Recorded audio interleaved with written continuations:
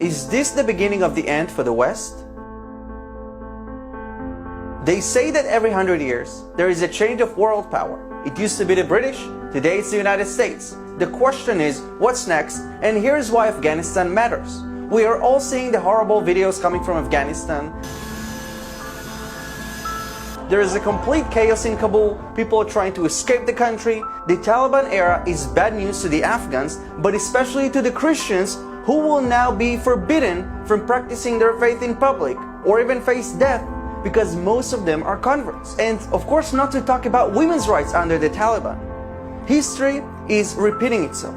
The same thing that happened in Vietnam and Iran is now happening in Kabul. The Taliban spokesperson just announced that all US troops must leave Afghanistan by September 11, and obviously you know why they picked this date. But let's zoom out from this chaos for a minute. The fall of Afghanistan is bad news not just to their country, but to your country, to my country, to humanity. The West lost this battle while radicalism won. Right after it happened, the Islamic Jihad in Gaza fired a rocket on Israel. Hamas's leader spoke with the Taliban leadership to congratulate them. Qatar, Iran, and China are also very happy with the Taliban's victory. China said that they are ready to recognize the Taliban as a sovereign government. And speaking of China, they also threatened Taiwan, a good friend to the West, by saying that the fall of Afghanistan is an omen to what will happen to Taiwan if the US abandons it. But by the way, did you notice how China and Pakistan never evacuated their embassies from Kabul? The West is retreating while the East is rising.